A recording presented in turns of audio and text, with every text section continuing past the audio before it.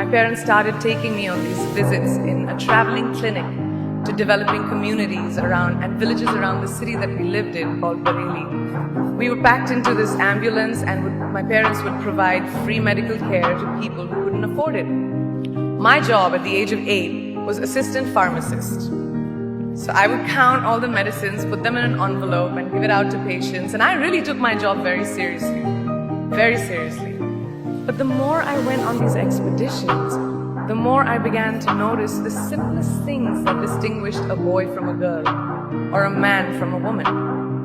For example, girls were pulled out of school when they hit puberty because they were considered ready for marriage and babies.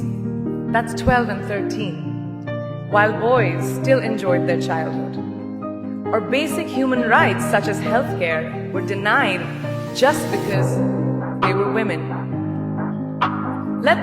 Let's call this whole experience trigger number 1 for me. Fast forward a few years and many triggers in between. Like a producer-director, for example, early on in my career, I must have been about 18 or 19, telling me that if I didn't agree to the ridiculous terms or painfully low salary in his movie, that he would just replace me. Because girls are replaceable in the entertainment business. That was a memorable one. Made me decide to make myself irreplaceable. But I think what really moved the needle for me and ultimately led me to create the Priyanka Chopra Foundation for Health and Education, and around the same time partner with UNICEF, was an encounter with my housekeeper's daughter. About 12 years ago, I came home from set early one day and she was sitting in my library reading a book. And she must have been 8 or 9 years old, and I knew she loved reading. So I asked her, I was like, it's a weekday, why aren't you in school? And she said, oh, I don't go to school anymore. So I went and asked her mother and I said, why isn't she in school? And her mom said that her family couldn't afford to send her and her brothers to school, so they chose the boys.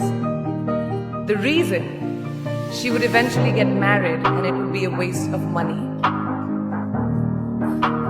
I was completely blown. And it shook me to my core. Eventually, I decided to cover the cost of her education so that she could continue to learn, because education is a basic human right.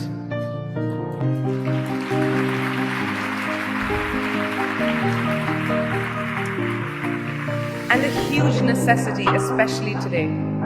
From that point on, I was determined to make a difference in as many children's lives as I could, in whatever big or small way that I could contribute.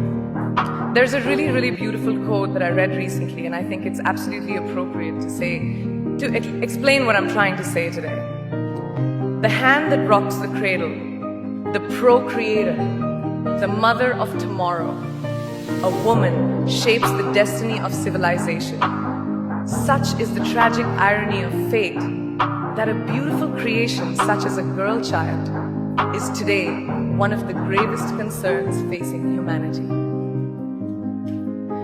Girls have the power to change the world. It is a fact, and yet today, girls are more likely than boys never to set foot in a classroom, despite of all the efforts and progress made over the last 2 decades. I'm just going to give you a stat, more than 15 million girls of primary school age will never learn how to read or write compared to 10 million boys. Primary school, it's the beginning of our future. Over the last 11 years, I have witnessed firsthand the incredible work that UNICEF does for children around the world, especially victims and survivors of child marriage, displacement, war, sexual violence. But there is still so much work to do. And for me, that is the fuel to my fire. The reason I am so committed to this cause, and that is where my passion stems from, because I know that a girl's education not just empowers families, but communities and economies. A result of her education, we all do better. It's just as simple as that. As entertainers and influencers sitting in this room, I feel that it's our social responsibility to be a voice for the voiceless, which is why I applaud each and every woman in this room for being such a badass.